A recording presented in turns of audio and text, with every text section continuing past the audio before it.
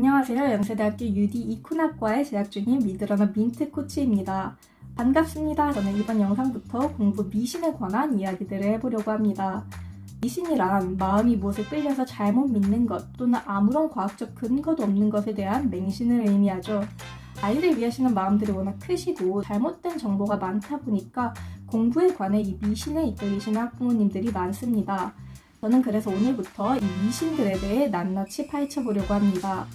오늘 하려는 이야기는 문제집에 관한 것입니다. 과외나 코칭을 시작할 때 학부모님들께서 꼭 물으시는 질문이 있습니다. 우리 아이 어떤 문제집이 좋을까요? 새로 사야 하는 문제집이 있나요? 학부모님들의 마음은 너무나 잘 이해합니다. 뭔가 특출난 남들과는 다른 교재를 사줘야 우리 아이가 앞서 나갈 수 있을 것 같다라는 불안감 때문이죠. 게다가 요새 나오는 문제집들도 너무 많습니다. 어떤 걸 사야 할지도 모르겠는데 다 꼭 이것만은 풀어야 한다고 하죠. 하지만 이것은요, 미신입니다. 저는 이런 질문을 받고 늘 똑같이 여쭤봅니다. 일단 아이 책장에 있는 문제집 중에 처음부터 끝까지 완전히 끝낸 게 있나요? 대부분의 학부모님들은 머뭇거리시다가 사실 없어요 라고 말씀하십니다. 그렇다면 사실 더 이상 새로운 문제집은 필요 없습니다. 일단 우리 아이 문제집 한 권 처음부터 끝까지 한 번이라도 제대로 풀어보게 하는 것부터가 시작입니다. 아무리 영양가 높은 음식이라도 몸속에 그 영양소가 소화되지 않는다면 쓸모가 없습니다. 문제집 딱 한 권을 풀더라도 그 문제집을 처음부터 끝까지 꼭꼭 씹어먹는 아이가 겉핥기로만 문제집 5권을 푼 아이를 이깁니다. 반드시요. 오늘은 이 불안감을 끊어드리고 학부모님들께서 아이가 문제집을 어떻게 활용하게 해야 하는지 문제집을 씹어먹는 소화공부법을 명확하게 알려드리겠습니다.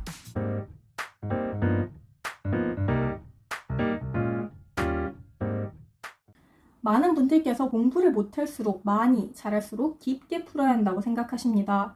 다시 한번 강조드리지만 공부를 못할수록 깊게 파야 합니다. 깊이가 없으면 아무리 많은 양을 담으려고 해도 결국에는 와르르 무너져 버립니다. 그리고 가장 큰 문제는 바로 정보의 과부하입니다. 인터넷 검색, 학원가 소문, 그리고 친구, 엄마의 추천까지 새로운 정보와 교재가 너무 많습니다. 오히려 이러한 과부하는 아이들을 겁먹게 합니다. 내가 이 많은 걸 다 해야 하나? 라는 압박감에 사로잡혀서 시작조차 못하게 됩니다. 솔직히 말씀드릴게요. 학부모님들께서는 이미 충분한 문제집, 즉 솔루션을 가지고 계십니다. 어떤 과목이든 지금 아이 책장에 개념서와 그리고 유형서가 있으실 거예요. 일단 그거면 충분합니다. 영어는 단어책도 있어야 하지만요. 양을 늘리는 행위는 공부를 준비만 하다가 끝나는 악순환을 만듭니다. 우리는 양을 늘리기 전에 먼저 깊이를 만들어야 합니다.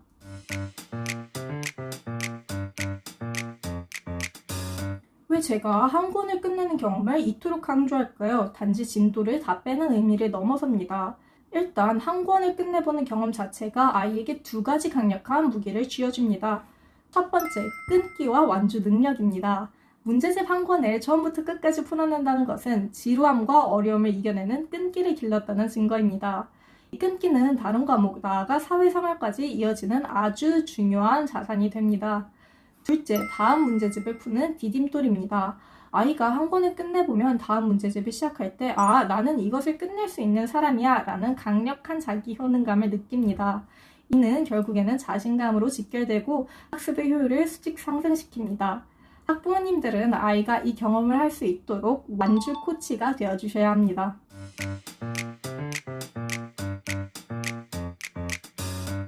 이제 아이가 이미 가지고 있는 한 권의 문제집을 보물시도로 만드는 구체적인 지도 방법을 알려드리겠습니다. 첫 번째는 맞았지만 틀린 문제를 관리하는 채점 방식 지도입니다. 문제집을 풀고 난 후 아이가 바로 한 문제 한 문제 채점부터 하지 말도록 지도해 주세요. 그리고 채점을 하더라도 단순히 동그라미나 X로 끝내면 안 됩니다. 반드시 헷갈렸지만 맞은 문제와 찍어서 맞은 문제는 따로 표시해 두도록 코치해 주세요. 헷갈린 문제는 삼각형, 찍은 문제는 별표처럼요. 겉으로 맞았어도 속으로는 모르는 문제를 찾아내는 것이 깊이 있는 학습의 핵심입니다. 가짜 맞음과 속 알맹이를 구분해야 합니다. 이 문제들까지 다 씹어 먹어야 비로소 그 단원을 완성했다고 할 수 있습니다. 두 번째는요, 문제의 핵심을 파악하는 도구인 형광펜 지도입니다. 형광펜은 정답이나 핵심 풀이에 쓰는 것이 아닙니다. 문제 속에 숨어있는 조건과 핵심 개념어에 긋도록 지도해주세요. 아이가 문제를 읽을 때 이 문제에서 나에게 요구하는 조건은 무엇인가를 찾아내게 하는 훈련입니다. 문제의 출제 의도, 즉 문제를 구성하는 최소한의 재료를 형광펜으로 색칠하는 겁니다. 이렇게 해야 답과 정답을 연결하는 능력이 생깁니다.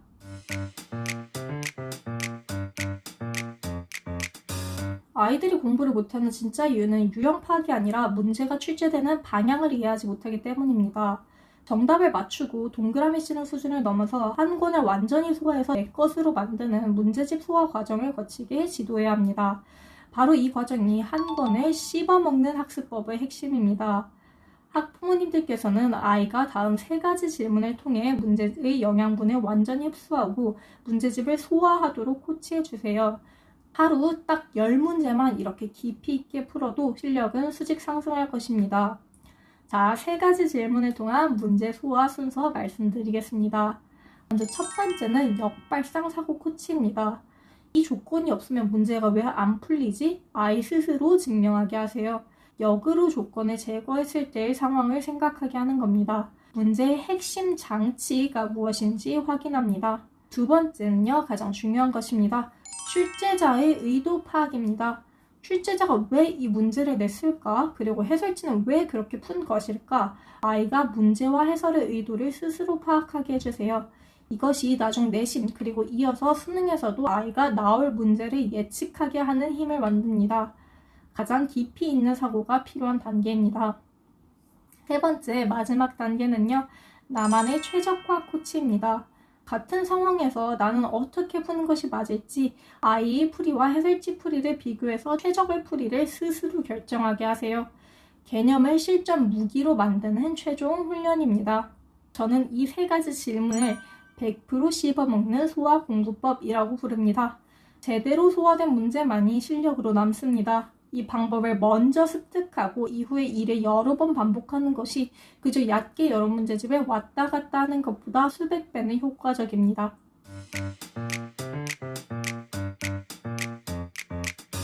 저 역시도 책장에 첫 단원만 푼 문제집들이 쌓여 있었던 적이 있습니다. 과외나 학원을 시작할 때는 이번에는 다를까? 과연 이 문제집이 내 성적을 올려줄까? 라는 기대감에 새 문제집을 샀던 적도 정말 많고요. 하지만 제 공부는 문제집을 바꿀 때가 아니라 문제집을 푸는 방법을 바꿨을 때, 그리고 문제집 하나를 처음 스스로 제 힘으로 끝냈을 때부터 바뀌었습니다. 스스로 다 푼 문제집들로 책장을 차곡차곡 채웠을 때 저는 올해 등급을 달성해 있었습니다. 학부모님들 더 이상 서점으로 달려가지 마세요. 지금 책장 위에 있는 개념서나 유형서 딱 한 권을 집어드시고 채점점 고민, 헷갈린 문제 관리, 형광펜 조건 파악, 그리고 3가지 질문을 통한 문제집을 완전히 씹어먹는 방법을 통해 자기 것으로 만들 수 있도록 도와주세요. 오늘 이 영상이 우리 아이들이 아무리 질기고 어려워 보이는 문제일지라도 스스로 소화할 수 있는 힘을 돋도록 소화제 같은 역할이 되어줬으면 좋겠습니다. 감사합니다. 구독, 좋아요 부탁드리겠습니다.